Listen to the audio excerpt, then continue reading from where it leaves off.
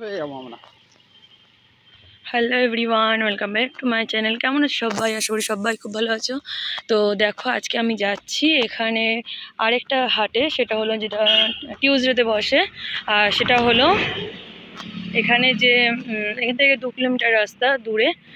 তো সেইখানে তো রাস্তার চারপাশটা তোমাদের দেখাচ্ছি। দেখো, রাস্তার দুপাশে ক্ষেত, দুপাশে না, এখান থেকে এক পাশে, আর একটু এগিয়ে গেলে দুপাশ পড়বে। আর এখন তো বিকেলবেলা, সূর্য অস্তের টাইম, আর এখানে বিকেল করেই সব হাট বসে। যা হাট বাড়ির সামনে যে হাটটা বসে সেটা শনিবার বসে, আর এটা বসে মঙ্গলবার। তো সামনের রাস্তাটা তোমাদের দেখাবো যে কেমনভাবে উঠে গেছে। পুরুলিয়ার রাস্তা, পাহাড়ি রাস্তা, মানে একদম একদম উঁচু নিচু, উঁচু নিচু, সেই রাস্তাটা তোমাদের দেখাবো। আর সামনে গেলে তো বোঝা যাবে না যে কতটা উঁচুতে আমি উঠে গেছি, বাট এখান থেকে তো খুব ভালোভাবে বোঝা যাচ্ছে। আর একটু এগোলে ভালোভাবে হয়তো আসবে ভিডিওতে আমার। তো অনেকটাই হাঁটা পথ, যদিও এটা মানে এখানে কেউ রাস্তায় হেঁটে চলে যায় না, এতটা রাস্তা।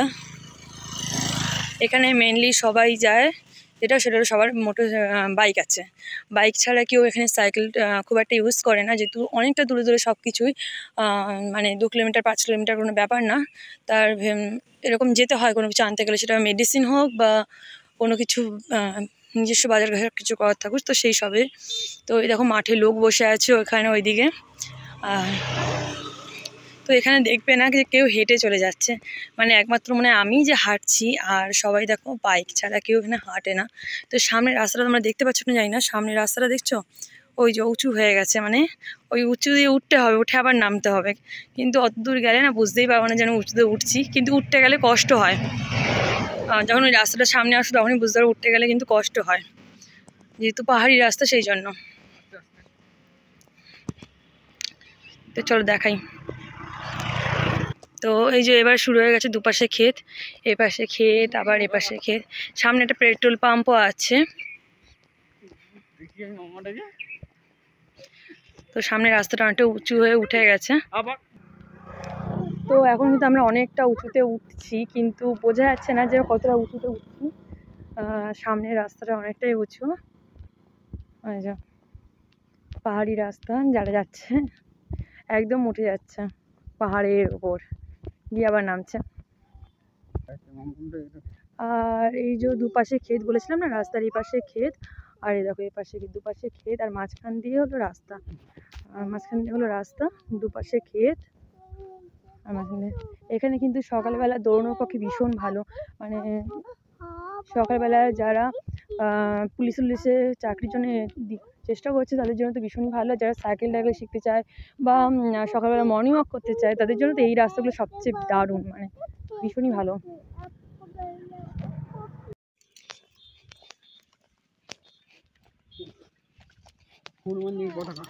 তো মামাম দেখো এখানে শসা কিনতে ব্যস্ত ছিল। আসলে ওর বাবার সঙ্গে ও এখানে বাজার করতে একটু একটু শিখে গেছে, যেতে আস্তে আস্তে। তো যে কিভাবে বাঁচতে হয়, কিভাবে দিতে হয়, তারপর টাকা দিতে হয়, এই সব ওর বাবার কাছে দেখে দেখে একটু একটু একটু একটু করে সবই শিখে গেছে। এই দেখো হাত ধরে বাবার সঙ্গে ঘুরছে এখন হাটে, আর ছোট্ট পরিটা। তো এই যে তারপর রাতে এসে রাতে রান্না করে কোনো রকম খিচুড়ি করেছিলাম, রান্না করে খেয়ে টেয়ে নিয়েছি, নিয়ে আর কোনো ভিডিও করা হয়নি। এটা হলো পরের দিন সকালের ভিডিও। ঘুম থেকে উঠেছি অনেক ভোরে। আজকাল আমি ঘুম থেকে অনেক ভোরে বলতে আগের দিন তো 5টার সময় উঠেছিলাম, আজকে 5:30 বেজে গেছে উঠতে উঠতে। আসলে কী বলো, যখনই আমি একটু নড়াচড়া করে উঠতে যাই না, তখনই আমার মাম্মাম না, যেহেতু ব্রেস্ট ফিডিং করে, ও না বুঝে যায় ঠিক আমি যে উঠছি। ও তখনই কেঁদে কেঁদে না আমাকে ধরে ফেলে। তখন ওই মানে ব্রেস্ট ফিড করতে থাকে, তো আমি না সহজে উঠতে পারি না। উঠেছি কিন্তু আমি 5টার সময়, কিন্তু বিছানা থেকে যদি ওঠার কথা বলো, বিছানা ছাড়তে ছাড়তে আমার কিন্তু 5:30 বেজে গেছে। তো ফার্স্টে আসি বাসনগুলো ধুয়ে নিই, কারণ অনেক বাসন জড়ো হয়েছে রাত্রে। তো সেইগুলি ফার্স্টে ধুয়ে নিই। বাসন ধোয়া হয়ে গেলে মনে হয় অনেকটাই কাজ কমপ্লিট। এবার বাসন ধুয়ে আমি আরও আজকে যেহেতু বাসনের একটা ওই সোফার তলায়, মানে যেটা মানে সোফা টাইপের যে চৌকিটা আছে ওর তলায় তো রাখবো, সেগুলো সব পরিষ্কার করবো। প্লাস রান্নাঘরটাও কালকে মাছ রান্না করেছিলাম বলে তেল চিটে হয়ে রয়েছে, সেই জন্য সার্ফ দিয়ে ঘষে মেজে রান্নাঘরটা মানে পরিষ্কার করতে হবে। না হলে না আমার ওই নোংরা নোংরা লাগে, স্যাঁতস্যাঁত করলে আমার ভালো লাগে না ওখানে বসে আর রান্না করতে। তো সেইগুলো করবো, তো অনেক কাজ পড়ে আছে, সেই জন্য তাড়াতাড়ি করে বাসনটা মেজে নিচ্ছিলাম। আর যেহেতু মাম্মাম ঘুমিয়ে আছে, মেয়ে ঘুমিয়ে থাকার সময় কিন্তু এগুলো করে নিতে হবে। 7:30 বাজলে কিন্তু মেয়ে উঠে পড়ে, তো সেই সময়ের মধ্যে মোটামুটি সব কিছু করে নিতে হবে। আর যেহেতু মানে আমার স্নান করতে অনেকটাই লেট হয়ে যায়, যেমন আগের দিন আমি 1টা-1:30টার সময় স্নান করেছিলাম, সেই জন্য ভাবলাম যে আজকে সকাল সকালই স্নান করে নেবো। মানে অনেকটাই কাজ, সকালবেলা অনেকটাই চাপ। তো বাসন দেখো সব মেজে এখানে উপর করে দিয়েছি। তো এখানে জল ঝরিয়ে শুকিয়ে যায় মোটামুটি, বুঝেছো? শুকিয়ে যাওয়ার পর আমি সমস্ত কিছু ঝুড়িতে তুলে নিই। তারপরে এখন মুছবো রান্নাঘর। রান্নাঘর মোছার জন্য ওই যে ট্যাঙ্কি থেকে যে ওভারফ্লো হয়ে জলটা পড়ে না, এখানে ঠাকুমা একটা বালতিতে সেটা ভরে রাখে। সেই জলটা ঠাকুমা ধরে রাখে, আর তো সেখান থেকেই জল নিয়ে নিই মোটামুটি। আর তারপরে এসে রান্নাঘরে সার্ফ দিয়ে ভালো করে ঘষে মেজে এই তেল, যাতে তেল কাস্টে ভাবটা না থাকে, সেই জন্য ভালো করে ঘষে মেজে এই জায়গাটা মুছে নিচ্ছি। আর পরিস্থিতি যখন যেমন, তো তখন সেভাবেই থাকতে হবে। আর আমার যে নিজের বাড়িতে রান্নাঘরটা তোমরা দেখেছো আশা করি, আর যারা দেখোনি তারা ভিডিও দেখলে বুঝতে পারবে, আগের ভিডিও বা আমি তো বাড়িতে গিয়েও ভিডিও করব, তখন বুঝতে পারবে যে আমার বাড়িতে রান্নাঘর আর এখানে এটা ঠিক রান্নাঘর না, আসলে এটা বারান্দা। তো সেখানে রান্না করি, যেহেতু বা ঘরে করলে কি হবে না, ঘরটা পুরো ধুয়ো ধুয়ো হয়ে যাবে, তো সেই জন্য যাই হোক যখন যেখানে যেমন সেখানে সেমন থাকতে হবে। এই যা একটু পরিষ্কার পরিচ্ছন্ন থাকি, সবসময় থাকার চেষ্টা করি আর যতটা পারি, কারণ ঘরে বাচ্চা রয়েছে, তাছাড়া আমার নিজেদের জন্য সবসময় কিন্তু পরিষ্কার পরিচ্ছন্ন ক্লিন থাকাটা কিন্তু খুবই দরকার। দেখো এইখানটা যেহেতু রাস্তার পাশে, এই বারান্দাটা বুঝতেই পারছো, প্রচণ্ড ধুলো হয়, প্রচণ্ড নোংরা হয়। তারপর সাইকেল, জুতো আরও এইসব রাখা হয় বলে ওই জায়গাটা প্রচণ্ডই ধুলো হয়ে সবসময় হয়ে থাকে, সেজন্য ভালো করে ওই জায়গাটা মুছে চলে এসেছি। এখন বললাম না, এখানে যে সোফা টাইপের যে জিনিসটা আমি গুছিয়েছি, মানে সোফা বলতে গেলে, বা ওই এখানে টুল বলে, ওই টুলের নিচটা দেখলাম যে আমার যে বাসন রাখার ঝুড়িটা, ওখানে কিন্তু হয়ে যাবে, মানে ঠিকঠাক মতন সেটেল হয়ে যাবে।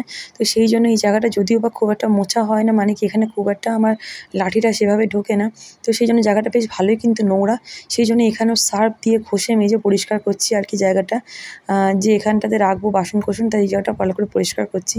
সকালবেলা না এইগুলো আমার যেন বাড়তি কাজ, আর এই কাজ করতে করতে না আমার প্রায় 7:45 মতন বেজে গেছিলো, স্নান টান করে আস্তে আস্তে সব কাজকর্ম শেষ করতে করতে। আর একবার দুবার ধুলে তো হবে না, বারবার ধুয়ে ধুয়ে ভালো করে ক্লিন করছিলাম, যেহেতু এখানে বাসনটা রাখবো বলে ঠিক করেছি, তো সেই জন্য। আর যেহেতু ঘরের মেঝেটা এরকম, প্লাস রাস্তার সামনে বাড়ি বলে, গ্রাম এলাকা বুঝতেই পারছো, তো সেই জন্য প্রচণ্ড ধুলো হয়, মানে প্রচণ্ডই ধুলো হয়। আমি পারলে ঘর কিন্তু প্রতিদিন ডেইলি তোমাদের 3 থেকে 4 বার মুছি, মাঝে মাঝে এর বেশিও মুছি, কম হয় না, জানো তো। একবার সকালবেলা মানে মুছি, আবার ঠিক 10টার মধ্যে কিন্তু মাম্মামি খেয়ে দিয়ে বাইরে যায়, ঘরে আসে, এই করতে করতে নোংরা হয়ে যায়, তখন আবার একবার মুছে নিই। তারপর দুপুরবেলা মানে বিকেলের দিকে একবার মুছে নিই, আবার রাত্রিবেলা খাওয়ার আগে একবার মুছে নিই। তো খাটের তলা থেকে সমস্ত কিছু কত ধুলো বেরোচ্ছে, আমি কিন্তু প্রতিদিন ধুয়ে মানে প্রতিদিন মানে ঝাড় দিয়ে প্রতিদিনই মুছি, তারপরেও দেখো কত ধুলো, মানে ঘরে প্রচণ্ড পরিমাণে ধুলো হয়। যেহেতু এখানে মানে এরকম মেঝেটা বলে, আর গ্রামের দিকে, তো সেই জন্য। তো এখন এই ধুলোটা পরিষ্কার করে এখন ঘরটা মুছে নেব। আর আমি ঘরটা একটু জল জল করে মুছি, যেহেতু মেঝেটা এরকম, সেই জন্য। আজকে তো জলে ভালো করে ফিনাইল নিয়ে তারপরে ঘরটা মুছেছি, যেহেতু মাম্মাম থাকে ঘরের মধ্যে, যতই হোক আমি ভাবছি যে এই ঘরে আমি করব, মাদুর পাতবো। তার কারণ হলো এই মেঝেটা না ভীষণ খড়খড়ে মেঝে, বসা যায় না, সেই জন্য ভেবেছি যে এই মেঝের মধ্যে একটা মাদুর করে নেবো, মাদুরটা পেতে দেবো, তাহলে মাম্মাম যখন খুশি বসতে পারবে। তো যাই হোক, এই যখন মুছে নিচ্ছি, মুছে কিন্তু ঘরটা একদম ক্লিন করে নিয়েছি। করলে কি হবে, কিছুক্ষণ পর আবার নোংরা হয়ে যায় না, তো সেই জন্য আবার মুছতে হয়। তো দেখো সমস্ত ঘর আমার মোছা হয়ে গেছে, প্লাস সমস্ত ঘর গুছিয়ে নিয়েছি। দেখতে পাচ্ছ ঘরটাও তো পরিষ্কার পরিষ্কার ক্লিন ক্লিন লাগছে। আর এই যে আমি কালকে একটা ড্রয়িং করেছি দুপুরবেলা বসে বসে, যেহেতু এটা দেখতে কেমন লাগছিলো, কেমন, তাই সেই জন্য ড্রয়িং করেছি। জানি না এখন ভাল লাগছে কি না, তোমরা কমেন্ট করে জানিও ভাল লাগছে কি না। আর এই দেখো রান্নাঘরটাও মোছা হয়ে গেছে। তারপরে আমি ওকে বললাম যে তুমি জামা কাপড়গুলো তো ধোয়া হয়ে গেছে, তুমি প্লিজ একটু মেলে দাও। মামাম সেই সময় উঠে পড়েছিল, তো সেই জন্য আমি ওকে সামলাচ্ছিলাম আর বাবাই এই জামা কাপড়গুলো ধুয়ে দিচ্ছিলো। যেহেতু আমি ভিডিও করছিলাম সেহেতু ওখানে দাঁড়িয়ে দাঁড়িয়ে হাসছিল যে এটা তুমি ভিডিও করছো। তাই আমি বলছি না করে দেখানোর মানে না দেখানোর কী আছে। আজকাল মানে বেশিরভাগ ছেলে দেখেছি তাদের স্ত্রীদের কাজে হেল্প করে, দেখে আমার সত্যিই খুব ভালো লাগে। সত্যি কথা বলতে সারাদিন খাটাখাটনি করে একটা মেয়ে মানে সত্যিই ক্লান্ত হয়ে যায়, তখন যদি কেউ একটু হেল্প করে সত্যিই খুবই ভালো লাগে, মনও ভালো লাগে আর শরীর দুটোই কিন্তু ভীষণ ভালো লাগে। তাই এখানেও সমস্ত জামা কাপড়গুলো মেলে দিচ্ছিলো। তারপর আমি ঘরে চলে এসেছি। দেখো বাসনটা ওই ঝুড়িটা ওখানে ঢুকিয়ে দিয়েছি, ঠিকঠাক ঢুকেও গেছে। কেমন লাগছে অবশ্যই জানিও। নিচে একটা কাপড় পেতে দিয়েছি, তার উপরে রেখে তার উপরে একটা কাপড় দিয়ে দিয়েছি যাতে নোংরাটা না হয়। ঘরে তো মানে সব কিছুই আছে, ধুলো ময়লা, তার সঙ্গে হচ্ছে ইঁদুর আর ছোচর খুবই দৌড়াতো। তো সেই জন্য না আমি প্রতিদিন সকালবেলা যেহেতু সারা রাত আলগা থাকে বাসনগুলো, কোনো বক্সের মধ্যে বা মিটকেসের মধ্যে থাকলে একরকম, যেহেতু বাইরেই থাকে সেজন্য সকালবেলা না আমি আবার সমস্ত বাসন মেজে নিই। ঘেন্না লাগে সারা রাত ইঁদুরে ছোচোতে মুখ দিয়েছে কিনা, তো সেই জন্য। তো স্নান হয়ে গেছে, সব কিছু হয়ে গেছে, আর এখন মেয়ে উঠে গেছে, সে বাইরে ঘোরাঘুরি করছে আর আমি রুটিটা করে নিচ্ছি। সকালের এই রুটি, যেহেতু এই গ্যাসের মধ্যে একটাই গ্যাস, সেই জন্য আমি আমি না একটা একটা রুটি ফোলাতে পারি, মানে সব কটা একসঙ্গে আমার একসঙ্গে হয় না। আর এই গ্যাসে না আমার হয় না, অনেক করে দেখেছি হয় না। স্নান করে উঠে মানে মাথার গামছাটা খোলার সময় পাইনি, রান্না বসিয়ে দিতে হয়েছে। তারপর মেয়েকে ওর বাবা খাওয়াচ্ছে আর আমি এই সময় ভাবলাম যে সবজিগুলো দুপুরে কেটে নিয়ে কী রান্না করব। আমি সত্যিই মানে বুঝতে পারছিলাম না দুপুরে কী রান্না করব। তারপরে অনেকক্ষণ ব্যাগ নিয়ে বসে থাকার পর ভাবলাম যা সবজি আছে সব নিয়ে মোটামুটি একটা খিচুড়ি মতন করে ফেললেই তো হয়। যদিও এই খিচুড়ি বানিয়েছিলাম, কিন্তু মেয়ে না খুব একটা ভালো খিচুড়ি খায় না, জানি না কেন। আগে খেতো, ইদানিকে খেতেই চায় না। এই সবজিগুলো হাটের থেকে কিনে এনেছিলাম কালকে, গাজর, তারপরে আলুটা তো বাবা দোকান থেকে এনেছিল, আর ওই ঢ্যাঁড়স ট্যাঁড়স এনেছি, ওগুলো তো আর খিচুড়িতে দিলে খাবেও না। তো এইগুলো তারও আগের দিনের হাট, মানে শনিবারের হাটের বাজারে লাউটা ছিল, কুমড়োটা ছিল, তো সেই জন্য এগুলো সবই নিয়ে বসেছি যে খিচুড়িতে যা সবজি আছে মোটামুটি দিয়ে দিই, খাওয়া তো ভালো, তো সেই জন্য গাজরগুলো ডুমডুম করে কেটে নিয়েছি, জানি প্রেশার কুকারে দেবো, সেই মানে সব তো সেদ্ধ হয়েই যাবে। আর এখানে আমার সবজি কাটার জন্য এই কাঠটাই যথেষ্ট। ভাবছি পরের দিকে এবারে একটা বটি কিনে নেবো, নাহলে খুবই অসুবিধা হচ্ছে। ছোটোখাটো মাছ কিনলে না ছাড়াতে বেড়াতে খুবই অসুবিধা হয়, সেই জন্য ইচ্ছা আছে একটা বটিও কিনে নেবো। দেখি কী হয়। তো যাই হোক,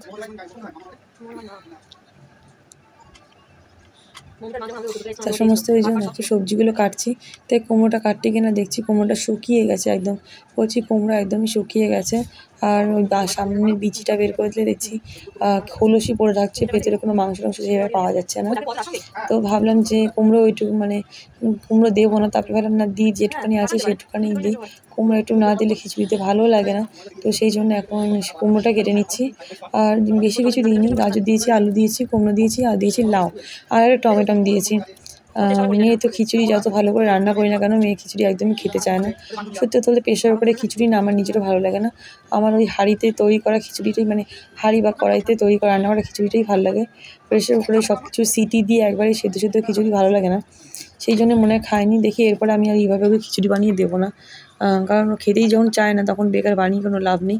তা লাউটা অল্পই দিচ্ছি, আর বাদ বাকি লাউটা ভেবেছি বিকেলবেলা কোনো তরকারি করে নেবো, নাহলে লাউয়ের মানে লাউয়েরই তরকারি করে নেবো, ভাজা ভাজা টাইপের কিছু একটা করে নেবো।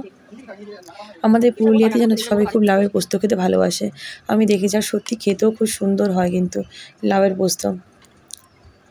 লাউটা যেহেতু মানে 3-4 দিনও বলবো না, 4-5 দিন হয়ে গেছে কেনা হয়ে গেছে, লাউয়ের কিন্তু ভেতরটা একটু বুড়ো বুড়ো হয়ে এসছে। সমস্ত সবজি মোটামুটি কাটা হয়ে গেছে। এরপর সবজি ধুয়ে আমি রেডি হয়ে নিয়েছি, আজকে যাবো ICDS স্কুলে মেয়ের জন্য, যে এখানে মামাকে খিচুড়ি আর ডিমটা কি দেওয়া হবে কি না। বাট যাওয়ার পর যেটা শুনলাম সেটা হলো, মানে ওই স্কুলে যাওয়ার পর ওখান থেকে আমাদের সাব সেন্টারে পাঠানো হয়েছিল, তো সেখানে বললো যে এখানে প্রত্যহ যে ডিম আর খিচুড়িটা যেটা দেওয়া হয় সেটা পেতে গেলে, যেহেতু আমার মানে কলকাতায় কার্ড করানো আছে, সেহেতু কলকাতায় গিয়ে একটা লিখিত নিয়ে আসতে হবে, তারপরে এখানে কিন্তু সেটা চালু হবে, না হলে হবে না। তো ফার্স্টে আমরা কিন্তু কিন্তু সেই ICDS যাচ্ছি যেখানে খিচুড়ি টিচুড়ি রান্না হয়। আসলে আমি ভাবছিলাম ও যদি খিচুড়ি স্কুলে যায় তো প্রতিদিন একটা ভালো হবে, একটু বাইরেও বেরোনো হবে, কিছু বন্ধুবান্ধব পাবে, একটু খেলাধুলা করতে পারবে, প্লাস একটা ডিম পাবে প্রতিদিন। যা খাক কি আর না খাক, একটা ডিমেরও তো দাম আছে বলো। তো একটা ডিম যদি ও নিজের যেটা পাওয়ার মানে যেটা পাওয়ার কথা সেটা যদি ও পায় তো সেটা খুব ভালোই হবে না। তো সেই জন্যই আমি কথা বলতে গেছিলাম। আর সত্যি কথা বলতে আমার এই গ্রামের না রান্না করার পদ্ধতিটা আমার খুবই ভালো লেগেছে। সত্যি এইটা দেখে না আমার ছোটোবেলার কথা মনে পড়েছে এক্স্যাক্টলি। ছোটোবেলায় আমাদের যখন খিচুড়ি স্কুল মানে আমরা যখন খিচুড়ি দেওয়া হতো, ওই তোমার অনেক মানে কাঠের জালে রান্না করা হতো খিচুড়ি, যেটা এখন হয় না। তো সেটাই মনে পড়েছিল, যেটা এখানে গ্রামে হয়।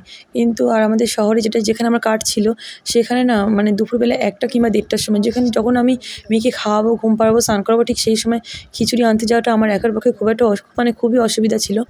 আর আমাদের ওখানে খিচুড়ি বলতে ওই প্রেশার কুকারে চাল ডাল আলু বসিয়ে দিয়ে সেই স্টোভে সিটি দিয়ে তার মধ্যে যদি ভাতটা খুব একটা জমে যায় তার মধ্যে ঠান্ডা জল দিয়ে মিক্সড করে ওইভাবে ভাত বা খিচুড়ি এইভাবে রান্না করে তো আমার খুব একটা ভালো লাগে না। ওই জন্য আমি সত্যি কথা বলতে যেতাম না। কিন্তু গ্রামের এই টেকনিকটা যেহেতু আমার খুব ভালো লেগেছিলো সেই জন্য আমি এই আজকে বলে না 2 দিন ধরে একটু টানা আমি দৌড়াদৌড়ি করছি যে যদি এখানে আমার এটা হয়ে যায়। গেছিলাম বাট হয়নি, যাই হোক ICDS বা হবে, কিন্তু তো বাড়ি ওখান থেকে ওই থেকে সময় বললো আমাকে সাব দরখাস্ত নিয়ে সেন্টারে আসতে হবে। যেতে, ওখানে গিয়ে নাম রেজিস্ট্রি করতে বা ট্রান্সফারের জন্য আবেদন করতে, যেটা হয় আর কি। তো ওখানে গিয়ে বললাম যে আমি তো এখানে থাকি না, কলকাতা থেকে এসেছি, তো যাতে পরিষেবাগুলো সব পাই, আশাকর্মীরা যারা ছিল তাদেরকে বললাম।